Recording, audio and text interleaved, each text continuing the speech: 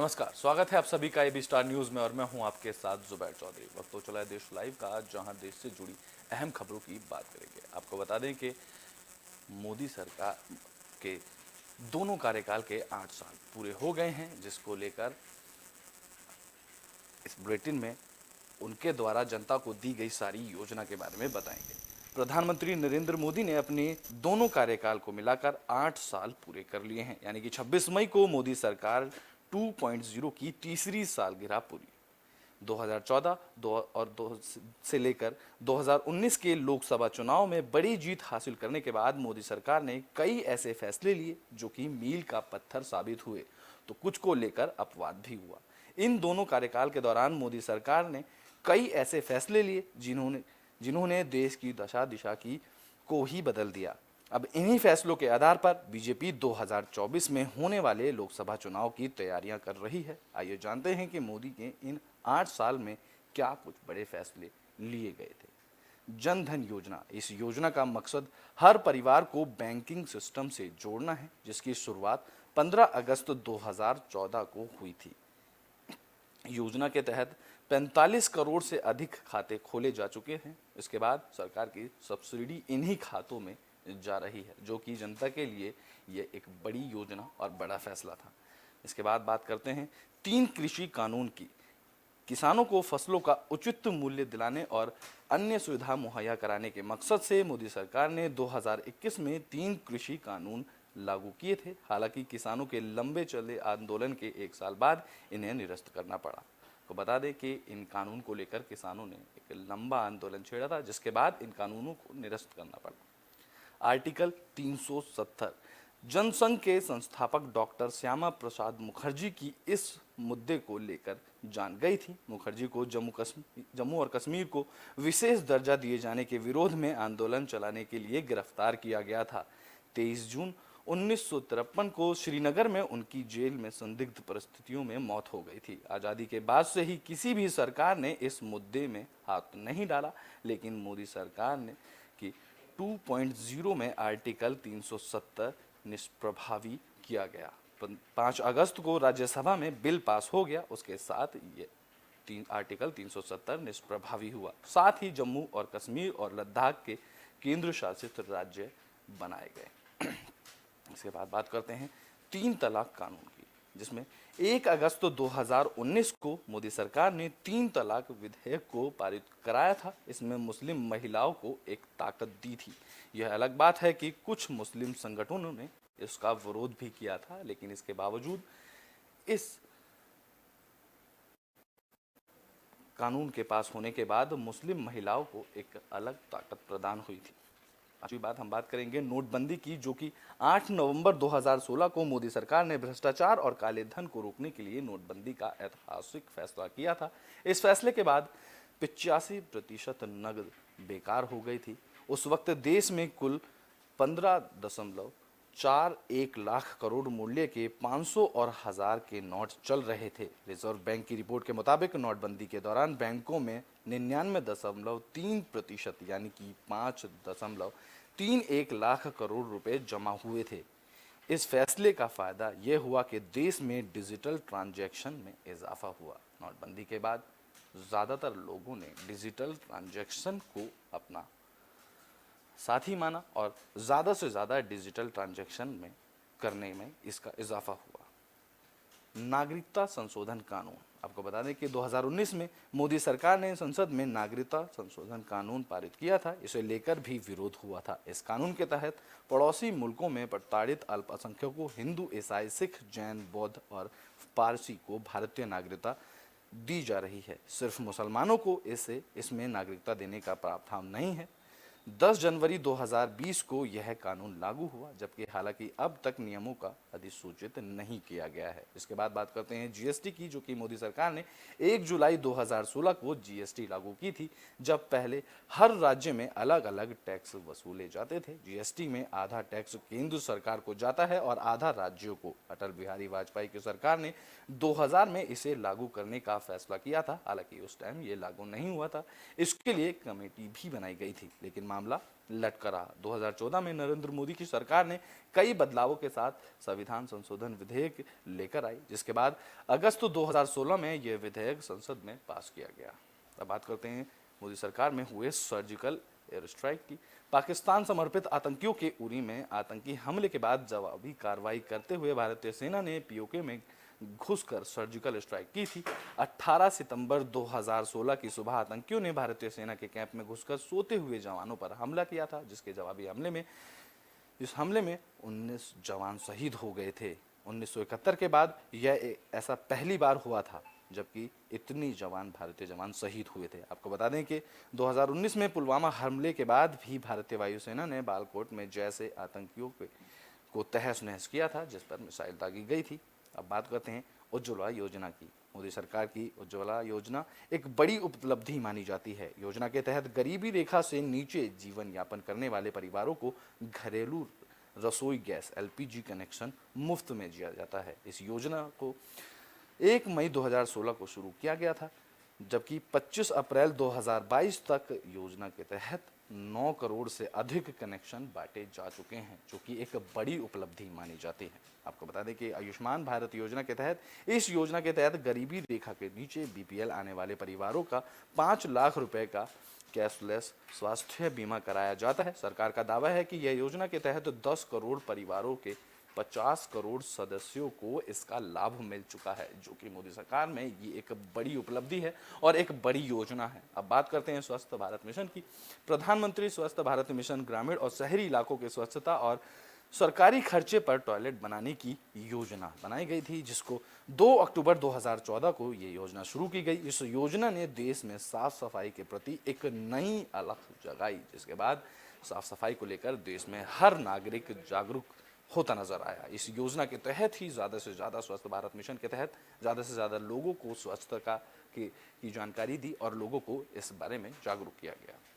इसके बाद हम बात करते हैं जल जीवन मिशन की। इस योजना का मकसद 2024 में घर घर तक स्वस्थ पानी उपलब्ध कराना है। साल 2022 से 2023 में देश भर के 3.8 करोड़ परिवारों को इस योजना से जोड़ दिया गया है, जो कि सरकार का मानना है कि इस योजना से 3.8 करोड़ परिवार इस योजना से जुड़ गए हैं। यह योजना 2019 में शुरू की गई थी, जिसके बाद 2022-2023 तक इस योजना के तहत 3.8 करोड़ परिवार मिले थे।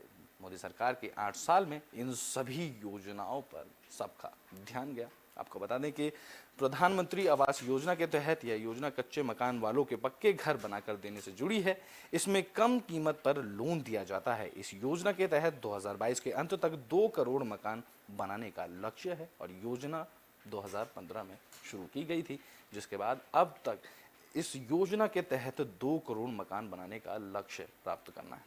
आपको बता दें कि ज्ञानवापी के सर्वे के दौरान कथित शिवलिंग मिलने पर भी बयानबाजी के बाद इन चीज़ों पर से जनता का ध्यान भटका, लेकिन अब मोदी सरकार के 8 साल पूरे होने के बाद यह सभी योजनाएं लोगों के लिए काफ़ी लाभदायक रहीं। इन योजनाओं से आम जनता को काफ़ी फायदा पहुंचा। आपको बता दें कि उज्ज्वला योजना के तहत 9 करोड़ से अधिक कनेक्शन किए गए, तो वहीं आयुष्मान भारत योजना के तहत 5 लाख रुपए के कैशलेस स्वास्थ्य बीमा 10 करोड़ परिवारों के 50 करोड़ सदस्यों को मिली, जो कि एक बड़ी उपलब्धि मानी गई। मोदी सरकार के 8 साल बड़े बेमिसाल रहे, जिसमें इन सभी योजनाओं को मोदी सरकार ने लागू किया, जिससे लोगों को काफ़ी फायदा हुआ। इसके बाद इन योजना पर सारा केंद्र रहा, क्योंकि मोदी सरकार के 8 साल पूरे होने के बाद यह उपलब्धि हासिल करना एक बड़ी उपलब्धि मानी जा रही है।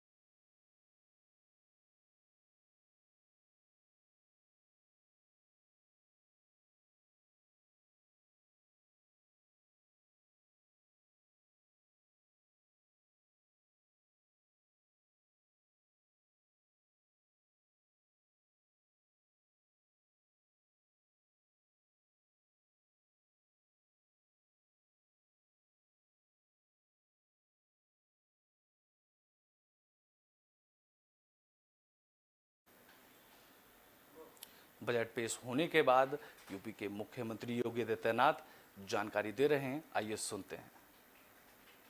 आगे बढ़ाने के साथ साथ उनके समग्र विकास और प्रोत्साहन के लिए भी एक बोर्ड के गठन के कार्यक्रम को भी हम लोगों ने इसमें लिया है। प्रदेश के अंदर युवाओं के लिए खासतौर पर हम लोगों ने स्वामी विवेकानंद सशक्तिकरण योजना प्रारंभ की और इसके तहत हम अपने युवाओं को टैबलेट और स्मार्टफोन दे रहे हैं। स्नातक और स्नातक हर युवा को इसके लिए धनराशि की व्यवस्था हम लोगों ने बजट में की है। इसके साथ ही प्रदेश के अंदर सामूहिक विवाह योजना के लिए भी, जिसमें हम 51,000 रुपये गरीब कन्याओं की शादी के लिए, किसी भी जाति मत मजहब से जुड़ी हुई कन्या हो, 51,000 रुपये हम उसके लिए उपलब्ध करवाते हैं। तो वह उसके लिए भी विगत वर्ष तक प्रतिवर्ष 250 रुपये हुआ करता था। इस बार हम लोगों ने इस राशि को बढ़ा करके 600 करोड़ रुपये का प्रावधान किया है। निराश्रित महिला पेंशन की योजना 300 से बढ़ा करके 1,000 रुपया किया गया है और इसके लिए भी जो पहले धनराशि गत वर्ष तक 1,812 करोड़ हुआ करती थी, इस राशि को बढ़ा करके 4,032 करोड़ रुपये किया गया है। प्रदेश के प्रतिभाशाली युवाओं के लिए हर जनपद में अभ्युदय कोचिंग की व्यवस्था, जिससे वह अखिल भारतीय स्तर पर और प्रदेश स्तर पर किसी भी प्रतियोगी परीक्षा की तैयारी के लिए स्थानीय स्तर पर उसकी ट्रेनिंग हो सके, उसे कोचिंग की सुविधा फ्री में उपलब्ध हो सके। इसके लिए मुख्यमंत्री अभ्युदय कोचिंग योजना के लिए भी हम लोगों ने व्यवस्था की है। वृद्धावस्था पेंशन की राशि, गत वर्ष तक ये राशि 3,600 करोड़ रुपए सालाना हुआ करती थी। इस बार इसको बढ़ा करके 7,000 करोड़ रुपए से अधिक की इसमें बढ़ोतरी की है। यह राशि भी पहले उन बुजुर्गों को 300 रुपए मिलती थी, फिर वो बढ़ा करके 500 हमारी सरकार ने किया और उसे इस समय 1,000 रुपये करने का प्रावधान भी किया गया है। प्रदेश के अंदर जो शुगर मिल है, चीनी उद्योग में विगत कुछ वर्षों के दौरान, पिछले 5 वर्ष के दौरान उत्तर प्रदेश ने देश में बहुत अग्रणी भूमिका में काम किया है। यहाँ तक कि कोरोना जैसी महामारी के दौरान भी हमने प्रदेश में चीनी मिलों को बंद नहीं होने दिया। गन्ना किसान के मन में उसके प्रति एक विशेष उत्साह भी है कि पहली बार ऐसे देखने को मिला जब कि सरकार अपने स्तर पर इनिशिएटिव लेकर के गन्ना किसानों के हितों के लिए कार्य कर रही है। हम लोगों ने पिछले बार 3 चीनी मिलों की नई स्थापना की थी। इसमें रमाला चीनी मिल, मुंडेरवा चीनी मिल और पिपराइच चीनी मिल। इसके अलावा कुछ चीनी मिलों को जो बंद थे उनको हमने प्रारंभ किया। इस बार भी लगभग 6 ऐसी चीनी मिलों के लिए जो जर्जर स्थिति में हैं, उनके एक्सपेंशन और वहां उनके आधुनिकीकरण की कार्रवाई को भी सरकार ने अपने हाथ में लिया है, जिसमें क्षमता विस्तार के साथ साथ वहां पर आधुनिक चीनी मिलें लग सकें। ये प्रदेश के अलग अलग स्थानों पर हैं। उसमें सांथा है, ननौता है, आपके छाता चीनी मिल है, बुड़वल है। इसी के साथ ही जो मोहद्दीनपुर मेरठ की चीनी मिल है, उसमें डिस्टिलरी की स्थापना की कार्रवाई को भी हम लोगों ने इस बजट में स्थान दिया है। मित्रों, 2019 का प्रयागराज कुंभ उत्तर प्रदेश और देश और दुनिया के सामने अपनी एक नई पहचान बनाया। यह हमारा सौभाग्य है 2025 में फिर महाकुंभ का आयोजन होगा। दुनिया का सबसे बड़ा आध्यात्मिक और सांस्कृतिक आयोजन। हमारी सरकार अभी से इसकी तैयारी प्रारंभ करने जा रही है और इसके लिए हम लोगों ने बजट में प्रावधान किया है। इसके लिए एक अलग से मत खोल करके प्रयागराज कुंभ को फिर से ऐतिहासिक बना करके देश और दुनिया का एक यूनिक इवेंट के रूप में से प्रस्तुत करने के लिए यह व्यवस्था भी इसमें की गई है। लोक परंपरा और लोक संस्कृति किसी भी सांस्कृतिक विरासत की आधार होती है। लोक गाथा, लोक परंपरा इस संस्कृति की आत्मा होती है। प्रदेश इस दृष्टि से बहुत समृद्ध है कि यहाँ पे पूर्वी उत्तर प्रदेश में भोजपुरी बोली जाती है, अवध और इसके आसपास के क्षेत्र में अवधी बोली जाती है, ब्रज हमारा जो क्षेत्र है इसमें ब्रज भाषा बोली जाती है, बुंदेलखंड क्षेत्र में बुंदेलखंडी बोली जाती है। इन सब के भी एकेडमी स्थापित हो, इन पर शोध हो, वहां पर इन लोक परंपराओं और लोक भाषाओं के उत्थान के लिए कुछ कार्य हो सके, इसके लिए संत कबीरदास भोजपुरी एकेडमी, केशवदास बुंदेली अकादमी, गोस्वामी तुलसीदास अवधी अकादमी और संत सूरदास ब्रजभाषा अकादमी की स्थापना की कार्रवाई को भी हम इस बजट में हम लोगों ने स्थान दिया है। वाराणसी में वहां पर काशी विश्वनाथ धाम की स्थापना के बाद जो टूरिस्ट का फुटफॉल बढ़ा है, कई गुना बढ़ा है। प्रतिदिन 1 लाख श्रद्धालु बाबा विश्वनाथ मंदिर में दर्शनार्थ आ रहा है। काशी और उसके आसपास के क्षेत्र में प्रधानमंत्री जी के विजन के अनुरूप समग्र विकास को देख करके अभिभूत होता है।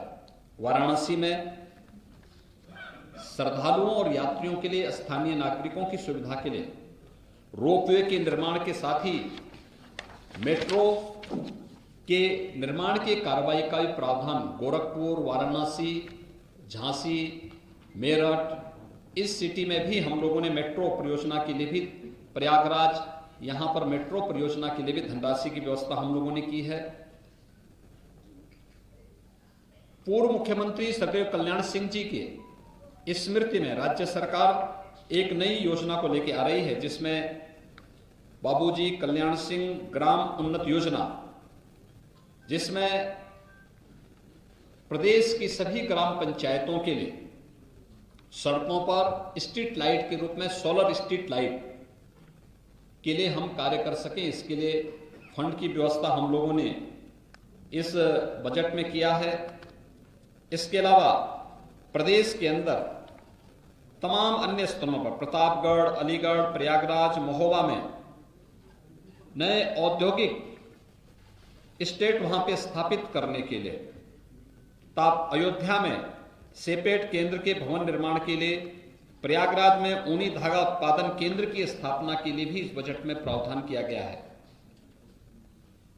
महर्षि वाल्मीकि के सांस्कृतिक केंद्र के रूप में लालापुर चित्रकूट को, निषादराज गोय सांस्कृतिक केंद्र श्रृंगवेरपुर को, संत रविदास संग्रहालय और सांस्कृतिक केंद्र वाराणसी और संत तुलसीदास जी की पावन भूमि राजापुर के सुंदरीकरण और विकास के कार्यक्रम को भी हम लोगों ने इस बजट में स्थान दिया है। प्रदेश के हम लोगों ने विगत 2 वर्षों के अंदर प्रदेश के अंदर और दुनिया ने कोरोना महामारी को झेला है। कोरोना महामारी के दौरान हमारे सामने जो सबसे बड़ा चैलेंज था, शिक्षा के बारे में, शिक्षा भी जो प्रभावित होने वाले क्षेत्र थे उनमें से एक था। इसके लिए महाविद्यालय स्तर पर, माध्यमिक स्तर पर और बेसिक शिक्षा स्तर पर हम शिक्षा के आधुनिकीकरण की तरफ भी जा सकें, टेक्नोलॉजी का उपयोग कर सकें। महाविद्यालयों में स्मार्ट क्लासेस के लिए भी धनराशि की व्यवस्था इस बजट में हम लोगों ने यहां पर विशेष रूप से किया है। असेवित मंडलों में राज्य विश्वविद्यालयों की स्थापना का प्रावधान बजट में किया गया है। युवा कल्याण विभाग के द्वारा ग्रामीण क्षेत्रों में स्टेडियम के निर्माण और मिनी स्टेडियम के निर्माण की कार्रवाई, उनके रक्षण, अनुरक्षण और उनके उपकरण आदि की व्यवस्था भी बजट में किया गया है। 1000 करोड़ रुपए की जो सिंचाई, लघु सिंचाई परियोजना की धनराशि की व्यवस्था, बेटी और बेटे के बीच में कोई भेदभाव न हो। हम लोगों ने अपने पहले कार्यकाल में मुख्यमंत्री कन्या सुमंगला योजना चलाई थी।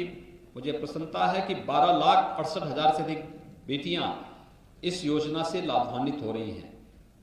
उनकी इस योजना को और भी अच्छे ढंग से आगे बढ़ाने के लिए और अधिक से अधिक बेटियां इसका लाभ ले सकें, इसके लिए भी मुख्यमंत्री कन्या सुमंगला योजना के लिए धनराशि का प्रावधान हम लोगों ने बजट में किया है। दिव्यांगजन कल्याण योजना के अंतर्गत दिव्यांगजनों की पेंशन की राशि, जो पहले उन्हें 300 रुपये पेंशन मिलती थी, सरकार ने पहले उसे 500 रुपये किया और फिर 1000 रुपये करते हुए जो व्यवस्था की थी उसके अंतर्गत भी 720 करोड़ रुपए का प्रावधान दिव्यांगजनों के पेंशन की राशि के लिए विशेष रूप से किया गया है। खेलकूद और अपने युवाओं को इस दिशा में प्रोत्साहित करने के लिए प्रदेश सरकार ने एक कॉर्पस फंड की स्थापना की है। एकलव्य क्रीड़ा कोष की स्थापना, इसका भी प्रस्ताव हम लोगों ने बजट में किया है और मुझे विश्वास है कि खेलो इंडिया खेलों के तहत इसको जोड़ते हुए हम प्रदेश के ग्रामीण क्षेत्र के साथ साथ शहरी क्षेत्रों में भी खेलकूद की प्रतियोगिताओं को आगे बढ़ाने के लिए लोगों में एक स्वस्थ प्रतिस्पर्धा को आगे बढ़ाने में सफल होंगे और प्रधानमंत्री जी की मंशा के अनुरूप हम लोग प्रदेश को अच्छी खेल प्रतिभाओं को देने में सफल होंगे। वन डिस्ट्रिक्ट वन प्रोडक्ट ने प्रदेश के बारे में लोगों की सोच को बदला है और प्रदेश की सोच को बदलते हुए हमने वन डिस्ट्रिक्ट वन प्रोडक्ट की योजना ने परंपरागत उद्यम को प्रोत्साहित करने, स्थानीय स्तर पर रोजगार के सृजन को बढ़ाने और लोगों को स्थानीय स्तर पर ही तमाम प्रकार से रोजगार उपलब्ध कराने में काफी बड़ी मदद की है। हमने बजट में इसका प्रावधान किया है। लगभग 263 करोड़ 75 लाख रुपए का प्रस्ताव बजट में ओडीओपी योजना के लिए किया गया है। मुख्यमंत्री युवा स्वरोजगार योजना के लिए भी प्रदेश के युवाओं को स्वयं का स्टार्टअप स्थापित करने, अपना उद्यम स्थापित करने के लिए प्रोत्साहित करने के लिए भी 125 करोड़ रुपए का प्रावधान हम लोगों ने बजट में किया है। विश्वकर्मा श्रम सम्मान योजना के लिए भी 112 करोड़ 50 लाख रुपए बजट में प्रावधान किया गया है। प्रदेश के इंफ्रास्ट्रक्चर डेवलपमेंट का भी व्यवस्थाएं बजट में की गई हैं, चाहे वह Bundelkhand expressway, defence corridor, Gorakhpur link expressway हो और जितने भी एक्सप्रेसवे हैं, इन सब पर औद्योगिक गलियारों के विकास के साथ साथ इन कार्यक्रमों को आगे बढ़ाने प्रदेश के 18 कमिश्नरी में श्रमिकों, कोविड कालखंड के दौरान अनाथ हुए बच्चों या फिर उन सभी बच्चों के लिए जो अनाथ हो चुके हैं, जिनका कोई भी लीगल अभिभावक नहीं है, उन बच्चों के लिए अटल आवासीय विद्यालय हमारे वर्तमान में निर्माणाधीन है।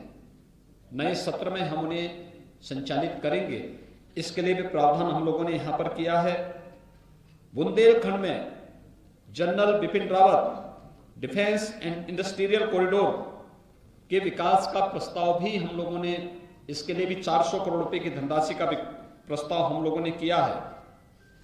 इसके साथ ही प्रदेश के अंदर जो हमारे वर्तमान में चालू परियोजनाएं हैं, जिनमें महर्षि वाल्मीकि के लालापुर क्षेत्र का विकास, वाराणसी में संत रविदास श्रृंगवेरपुर में निषाद राज गुह्य स्थलों के पर्यटन विकास के साथ ही बहराइच में महाराज सोहेलदेव के भव्य स्मारक निर्माण के लिए भी धनराशि की व्यवस्था इस बजट में की गई है। बाबा साहब डॉक्टर भीमराव अंबेडकर स्मारक और सांस्कृतिक केंद्र की स्थापना लखनऊ में चल रही है। इसको समय से पूरा करना और साथ साथ इसके कुशल संचालन के लिए भी धनराशि की व्यवस्था बजट में की गई है। जल जीवन मिशन के अंतर्गत हर घर नल योजना ग्रामीण क्षेत्र के साथ साथ शहरी क्षेत्रों में भी लागू हो सके। ग्रामीण क्षेत्र में हम लोगों ने पहले चरण में बुंदेलखंड और बिंद क्षेत्र को लिया है। जापानी इंसेफ्लाइटिस, एक्यूट इंसेफ्लाइटिस, कालाजार, आर्सेनिक और फ्लोराइड प्रभावित क्षेत्रों के अलावा डार्क जोन वाले ब्लॉक, खारा पानी वाले क्षेत्र और अब उन सभी गांवों में जहां पे शुद्ध पेयजल की आपूर्ति नहीं हो पा रही है, उन सभी को हम लोगों ने इसके साथ जोड़ा है और इसके लिए पर्याप्त धनराशि की व्यवस्था बजट में की गई है।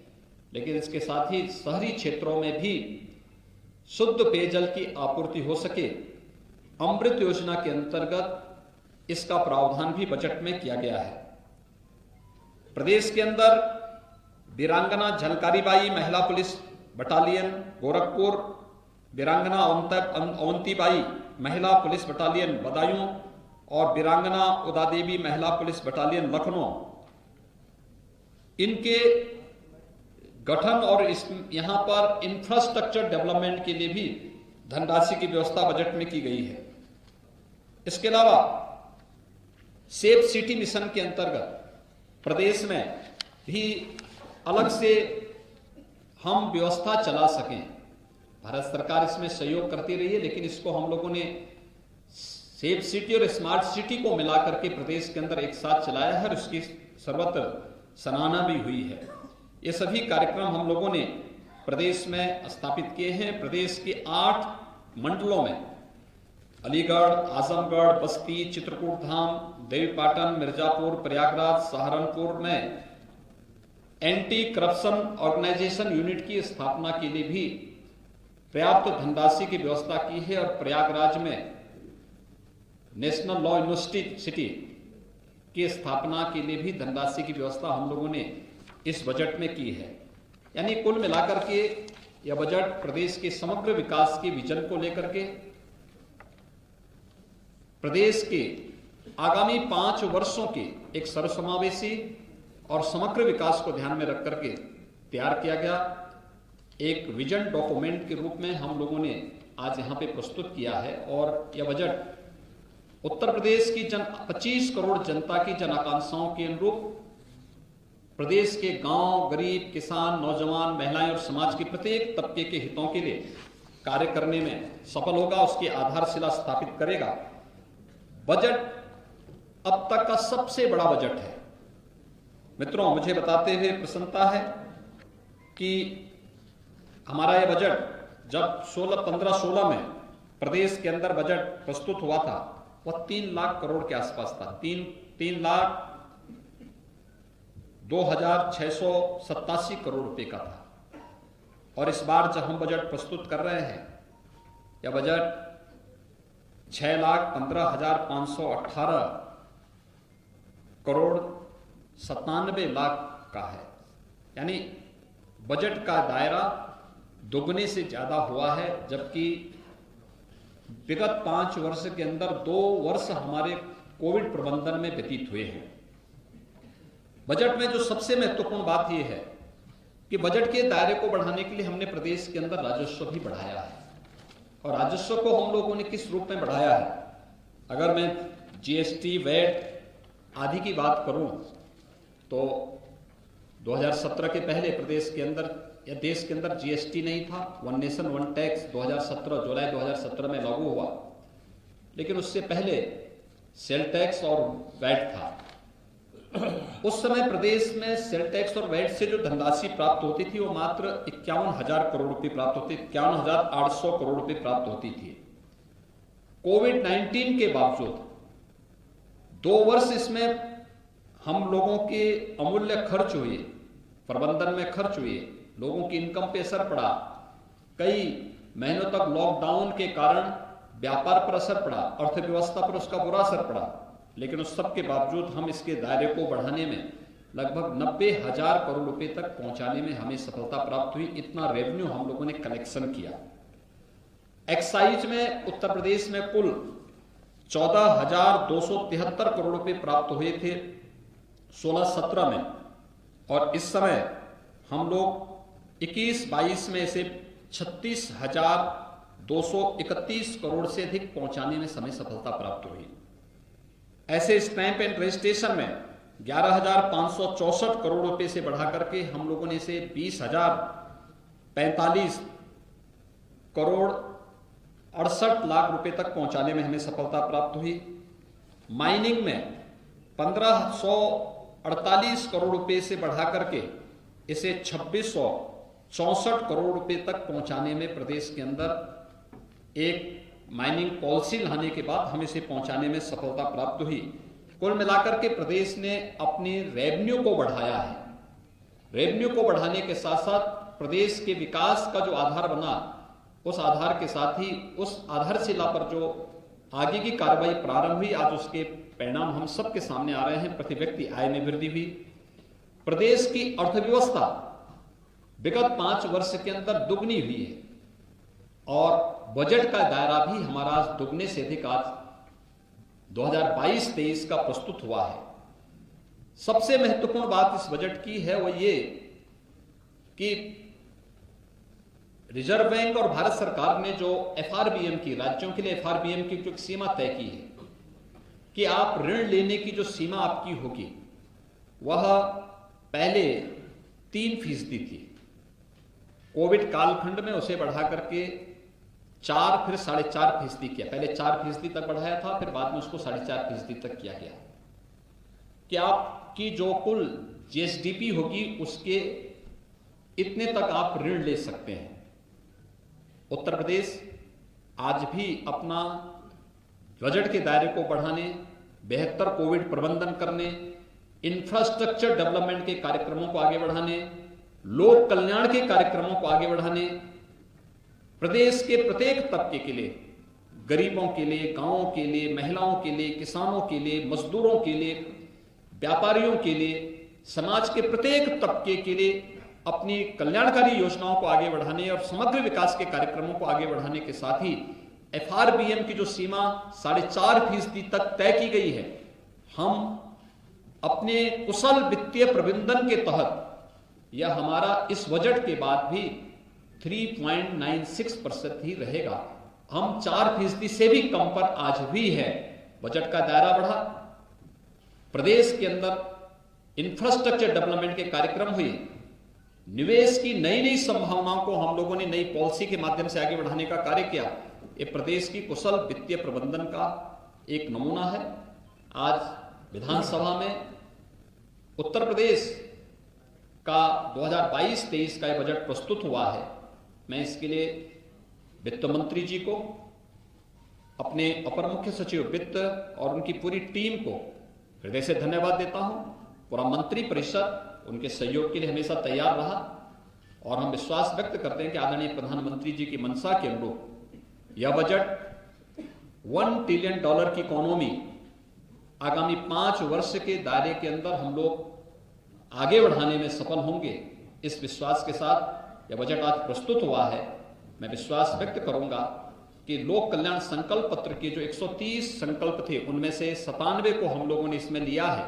शेष अन्य जो समय समय पर आएंगे, अभी हम लोग दिसंबर में अपना सप्लीमेंट्री बजट भी लेकर के आएंगे।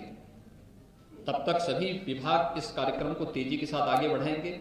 प्रदेश विकास की गति पर फिर से दौड़ता हुआ दिखाई देगा और प्रधानमंत्री जी के विजन के अनुरूप देश की नंबर 1 अर्थव्यवस्था बनने की उत्तर प्रदेश अग्रसर होगा।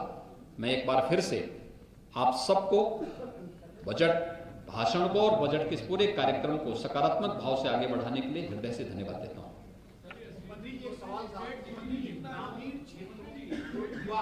इस समय हमारी जो है 20,48,000 करोड़ रुपए से अधिक की है। कोविड के दौरान ये प्रभावित हुई थी, लेकिन फिर भी अच्छी दिशा में आगे बढ़ रही है।